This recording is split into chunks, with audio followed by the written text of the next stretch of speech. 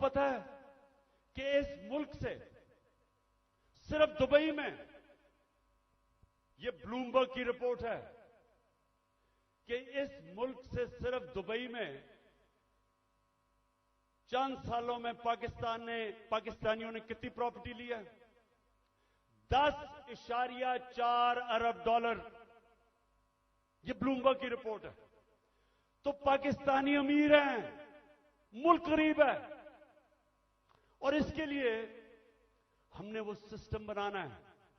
जब तक वो माहौल नहीं बनेगा जिसको एनेबलिंग एनवायरनमेंट कहते हैं, हम इनका पैसा नहीं ला सकते।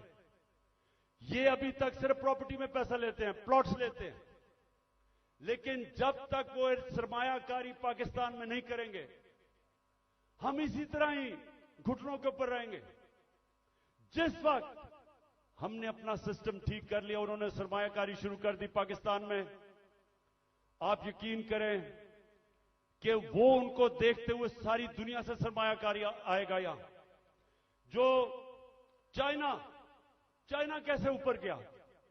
चाइना ने सबसे पहले अपना सिस्टम ठीक किया, उसके बाद जो बैरून मुल्क चाइनीज थे वो वापस आए, उन्होंने सरमायाकारी की। जब सरमायाकारी शुरू हुई तो वो इस तरह है कि जिस तरह शहद के ऊपर मक्खियां आती हैं, सारी दुनिया से सरमायाकार आ गया। 30 साल में चाइना किधर का किधर पहुंच गया, क्योंकि उधर लीडरशिप समझी कि जब तक हम अपने मुल्क का जो सरमायाकारी का माहौल है वो ठीक नहीं करेंगे तो सरमायाकारी नहीं आने लगी। तो पाकिस्तान में तो सरमायाकारी आती नहीं है, क्योंकि प्लॉट बेचारा ओवरसीज पाकिस्तानी लेता है, उसमें भी कब्जा हो जाता है। वो कौन फैक्ट्रियां लगाएगा यहां? तो ये मैं सबसे पहले कि हमने ओवरसीज का पाकिस्तानियों का पैसा लाना, एक प्लान बनाया हुआ है हमने, कैसे उनकी इन्वेस्टमेंट लेके आनी है। तो ये पूरा एक प्लान बनेगा कि कैसे गवर्नेंस सिस्टम ठीक करनी है। 3.5 साल में हमें पड़ी, शुरू में तो हमें समझ ही नहीं थे कि क्या हालात है।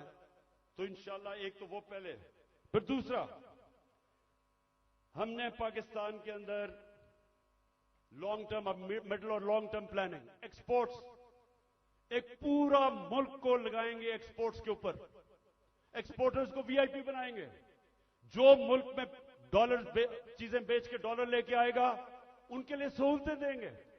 हमने दी थी, और इसकी वजह से हमारी रिकॉर्ड एक्सपोर्ट्स थी जब हमारी गवर्नमेंट गिराई गई है।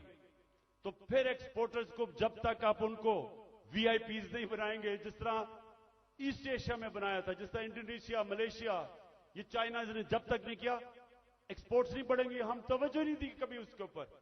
फिर आईटी, हिंदुस्तान की 140 अरब डॉलर की आईटी एक्सपोर्ट्स है, हमने कभी तवज्जो ही नहीं दी।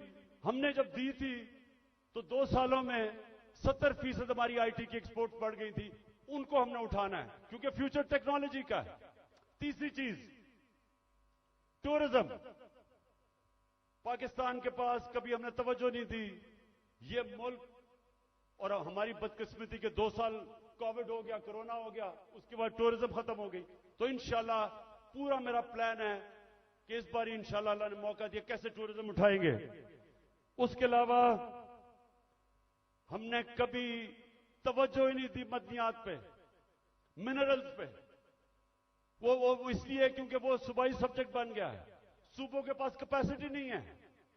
तो इस वक्त पूरा जोर लगाएंगे कि कैसे हमने पाकिस्तान के, और यहां बहुत अल्लाह ने नेमतें बख्शी हैं मदनियात में, लेकिन हमने तवज्जो नहीं दी, उससे भी हम डॉलर पाकिस्तान में आ सकते हैं। फिर इंडस्ट्री को, और खास तौर पे स्मॉल मीडियम इंडस्ट्री, ये हमने शुरू की थी, और मुझे फख्र है कि हमारी 17 साल के बाद सबसे ज्यादा इंडस्ट्री बढ़ रही थी, जो आज फिर बंद हो गई है। तो वो उसके ऊपर, और स्मॉल और मीडियम जो छोटा इंडस्ट्री है उसके ऊपर हमने पूरा प्लान बनाया हुआ है। फिर अपनी ज़राअत की हमने सिर्फ प्रोडक्टिविटी बढ़ानी है। चाइना के साथ हमने बात कर ली थी कि कैसे हम पैदावार बढ़ा सकते हैं, और उन्होंने आना था, और बदकिस्मती फिर कोरोना की वजह से 2 साल चाइना बंद हो गया। तो उसका पूरा प्लान बना हुआ है। फिर जो बड़े बड़े पीआईए, रेलवे, गवर्नमेंट कॉरपोरेशन, ये सबसे ज्यादा नुकसान करती हैं पाकिस्तान में, जो हमारा जो पैसा आवाम पे खर्च होना चाहिए वो नुकसान पे चला जाता है, इनको रिस्ट्रक्चर करना है। ये भी हम आखिर में बना था, लेकिन हमारी गवर्नमेंट चली गई, इसका पूरा प्लान है। और फिर कैसे हमने अपना टैक्स कलेक्शन बढ़ाना है, अब ये जरा सुन लें। इस वक्त 22 करोड़ पाकिस्तानियों में सिर्फ 25 लाख टैक्स देने वाले हैं। 22 करोड़ पाकिस्तानियों में 25 लाख टैक्स देने वाले हैं। हमने नादरा के साथ मिलकर आइडेंटिफाई किए 4 करोड़ टैक्स देने वाले, उनके हमने टेक्नोलॉजी के इस्तेमाल करके हमने पता चलवाया कि इतने ज्यादा टैक्स पेयर हैं जो पैसे नहीं देते, उनके लिए ये मैं अब आखिर में आ रहा हूं, उसके लिए हमने पूरा प्लान बनाया हुआ था, लेकिन फिर हमारी गवर्नमेंट चली गई। लेकिन जब तक हम अपना टैक्स बेस नहीं बढ़ाएंगे, जब तक हमारा टैक्स नहीं बढ़ेगा, मुल्क आगे नहीं चल सकता। तो इंशाल्लाह उसका पूरा हमारा प्लान है। उससे मैं ये भी बता दूं कि हमने रिकॉर्ड टैक्स इकट्ठा किया था अपने दौर में। और फिर मनी लॉन्ड्रिंग, ये देखें हमारी जो एलीट है मुल्क की, शायद ही किसी मुल्क में ऐसे हो कि सारी एलीट जो पैसा होता है वो बाहर भेज देती है। प्रॉपर्टीज इनकी बाहर हैं, जिस तरह मैंने दुबई में बताया, लंदन, सारी दुनिया में। तो और ये चोरी का पैसा होता है।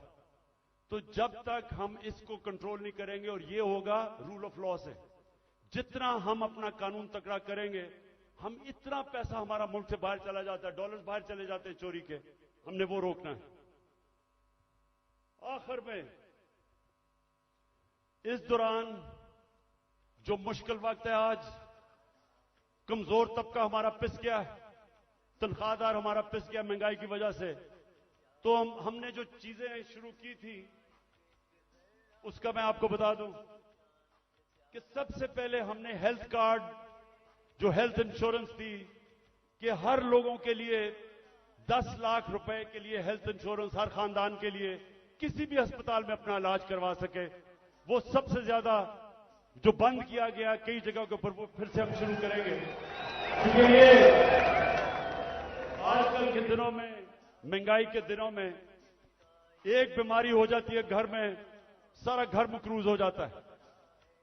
तो जो हेल्थ कार्ड है वो हमारा पूरा इनिशिएटिव है, और इंशाल्लाह वो नंबर 1 होगा कि हमने अब लोगों को कैसे तहफ़्फ़ुज़ देना है, सोशल प्रोटेक्शन कैसे करनी है। दूसरा, हमने सानिया निश्चित ने एक जबरदस्त प्रोग्राम निकाला है, और वो है हमने अब राशन देना है लोगों को। वो कैसे करना है? हमने अब पूरा डेटाबेस बनाया है। हमने देखा कि कौन कौन से खानदान, उनकी इनकम कितनी है जो मुश्किल में है। तो इसको कहते हैं टारगेटेड सब्सिडी।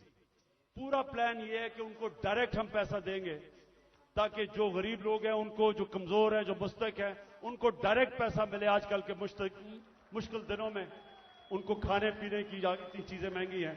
तो एक ये पूरा प्रोग्राम हमारा बना हुआ है। फिर हमने नौजवानों को लोन्स देने हैं,